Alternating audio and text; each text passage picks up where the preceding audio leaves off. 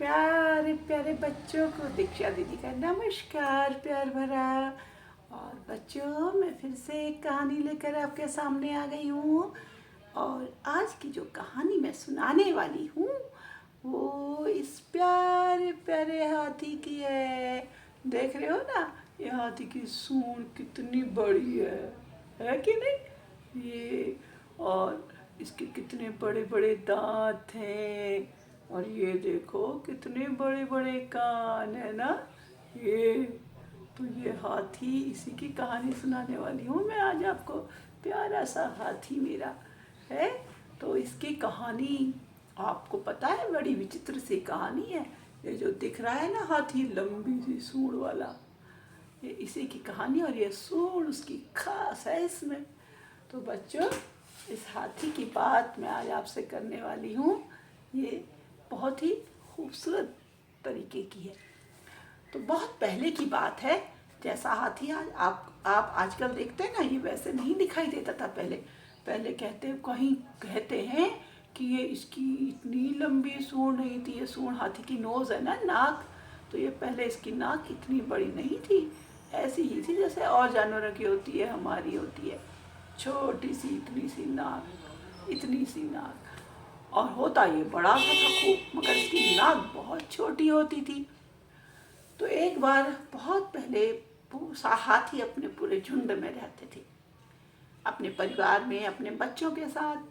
तो एक हाथी जो था अपने बच्चे के साथ और अपनी उसकी माँ के साथ एक जंगल में रहता था। तो तब बच्चों, हाथी जो थे दिन में अपने काम के लिए जाते थे, खाने पीने कर ढूंढने के लिए और जंगल में घूमने के लिए अपने बच्चों को वहीं पर हिदायत दे जाते थे कि वहीं रहना। तो इस हाथी ने भी कहा कि देखो बेटा, अपने बच्चे से, हम लोग घूमने जा रहे हैं और वहाँ से हम तुम्हारे लिए खाने को गन्ने लेके आएंगे और भी बहुत सी चीज़ लाएंगे, लेकिन याद रखना अकेले घर से बाहर दूर मत जाना। आसपास खेल सकते हो लेकिन दूर मत जाना, ये याद रखना। हाथी का बच्चा बोला ठीक है पिताजी, आप लोग जाइए, मैं नहीं जाऊंगा। अब हाथी और हाथिनी तो चले गए अपने काम से। हाथी का बच्चा थोड़ी देर तो बैठा रहा, ऐसे बैठा रहा, क्या करूं क्या करूं। अब बच्चा है, बच्चे तो शैतानी करते ही हैं, आपको पता है आप कैसे हो जाते हो अकेले। जहाँ मम्मी पापा कहीं गए और आप दौड़ लगा देते हो घर से। अब थोड़ी देर तक हाथी का बच्चा बाहर आया, खेला इधर उधर। इसने देखा कि बाकी हाथी के बच्चे अपने और कामों में मगन है और उसको तो कोई बुला भी नहीं रहा अपने साथ खेलने के लिए।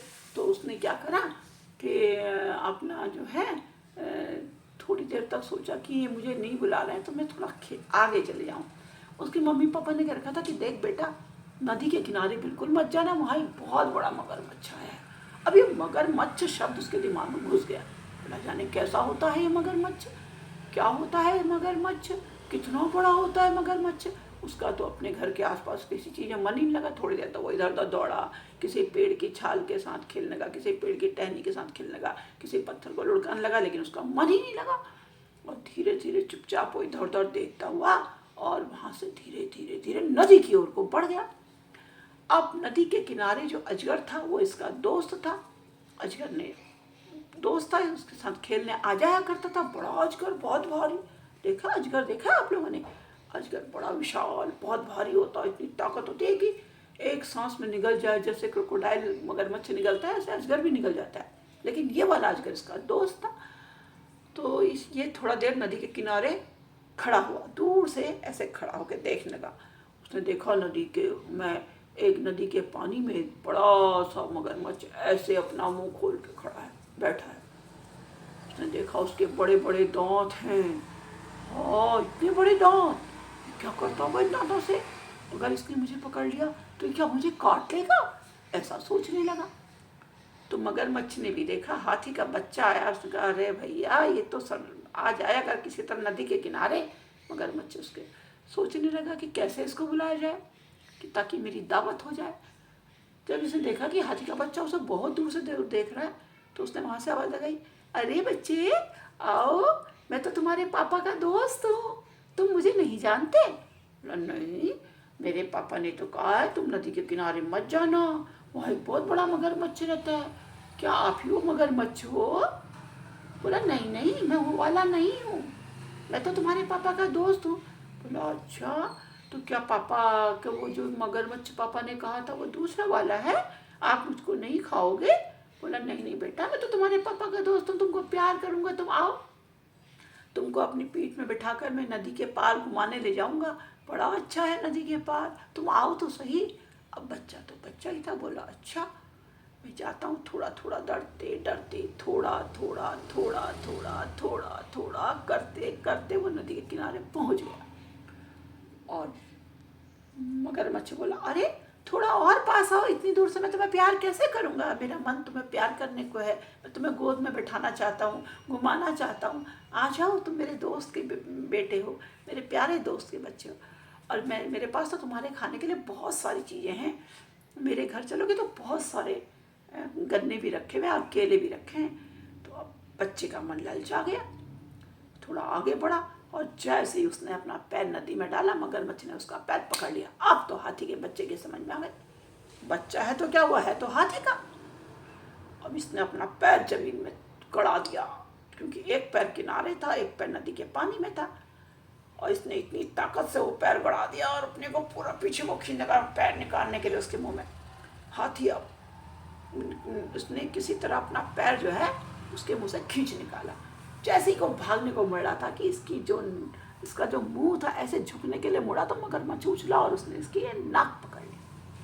अब बच्चों उसने इसकी ये नाक पकड़ ली, तो अब क्या करे, हाथी ने अपने दोनों पैर किनारे करे, किसी तरह पीछे को भागा और बहुत ताकत लगा दी इसने, बहुत ताकत लगा दी। मगरमच्छ अपनी ओर ताकत लगाए, हाथी का बच्चा अपनी ओर ताकत लगाए। बच्चा है तो क्या हाथी का है, उसने तो ताकत लगाई, मगरमच्छ को लगा कि ये जो है बहुत ही ताकतवर है, ये तो अपनी नाक छुड़ा ही लेगा, मुझे मेरे हाथ से जाता है। उसने और जोर से इसकी नाक टाइट पकड़ ली, दांत नहीं गड़ाए, चबड़े से दबा ली टाइट करके, ताकि कटे ना और अलग ना हो जाए। अब तो ये पीछे को जाने लगा और उधर हाथ मगरमच्छ अपनी ओर को खींचने लगा। पेड़ के किनारे से अजगर देख रहा था, अजगर तो इसका दोस्त था, उसकी समझ में एकदम आ गया कि उसका दोस्त मुसीबत में है। अजगर गया, उसने अपने पूंछ को अपने को पेड़ से के तने से लपेटा और अपनी पूंछ को इसके पैर से लपेट दिया हाथी के बच्चे से, और पूरी ताकत लगा दीजिए हाथी को खींचने में।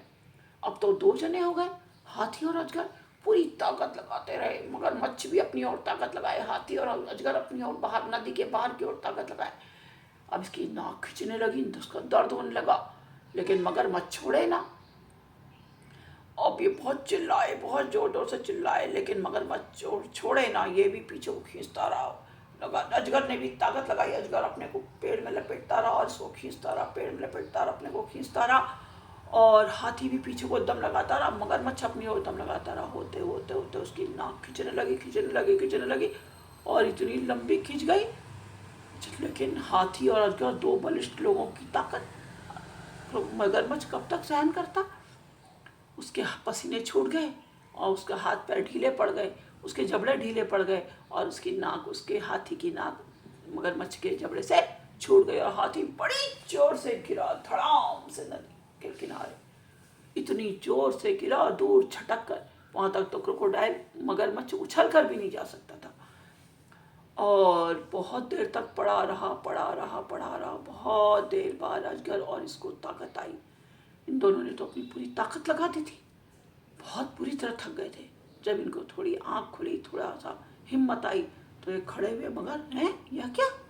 अजगर बोला अरे हाथी भाई, अपनी नाक तो देख, क्या हो गया तेरी नाक को। हाथी ने देखा उसकी नाक तो इतनी लंबी हो गई है, अब क्या करे। थोड़ी देर तक तो वो डर गया बहुत, अब बोला अब मैं क्या करूं। बोला अब क्या हो सकता है। उसने बहुत बार अजगर ने मारा, उसको धक्का मारा, लेकिन वो तो छोटी ना हो, वो तो जितनी लंबी खिंच गई वो खिंच गई, बड़ी सी सूंड जैसी। अब हाथी ने ऐसे करा तो उसकी नाक ऊपर पेड़ से टकराई, टहनी से, और टहनी में लिपट गई। वो खींचने लगा तो टहनी टूट गई। थोड़ी देर में उसने कहा ऐसे करके पत्ते पर के पास ऊपर करी, पत्ते पत्ते मुँह खींचे तो पत्ते टूट गए। बोला वाह, ये तो बहुत अच्छा हो गया, मुझे तो बैठे बैठे खाना मिल जाएगा, ज़्यादा मेहनत ही नहीं करनी, मैं तो अपनी नाक से पत्ते तोड़ तोड़ के खा लूँगा। लेकिन अजगर बोला आप करोगे क्या, तुम्हारे मम्मी पापा तो तुम्हें डांटेंगे। बोला हाँ डांटेंगे तो, लेकिन अब क्या हो सकता है। मैंने कहा जो भी है घर जाओ, घर में तुम्हें डांट तो पड़ेगी लेकिन सहन कर लेना, जो हो गया हो गया। उन्होंने तुमसे मना किया था, ऐसे बिना पूछे नहीं आते हैं। जब मना करते हैं किसी जगह के लिए तो बिना मम्मी पापा से पूछे ऐसे नहीं आते। मम्मी पापा ने सोच समझ के मना किया था। घर में नहीं आता तो तुमको तो मगरमच्छ खा लेता। बोला हाँ बात तो सही है, तुम्हारा तो बहुत बहुत शुक्रिया, तुम्हारा तो बहुत बहुत धन्यवाद, तुमने मेरी जान बचाई। मैं आज से तुम्हारा पक्का दोस्त हो गया, जब अभी तक दोस्त है पक्के दोस्त है। बोला ठीक है। खैर अजगर उसको वहाँ तक छोड़ने आया, उसके घर तक। वहाँ जाकर चुपचाप अपने घर के अंदर बैठ गया, डर के मारे कि मम्मी पापा आएंगे तो क्या होगा। शाम हुई, मम्मी पापा घर आए तो घर में देखा कि उनका ये कौन बैठा है इतनी लंबी नाक वाला।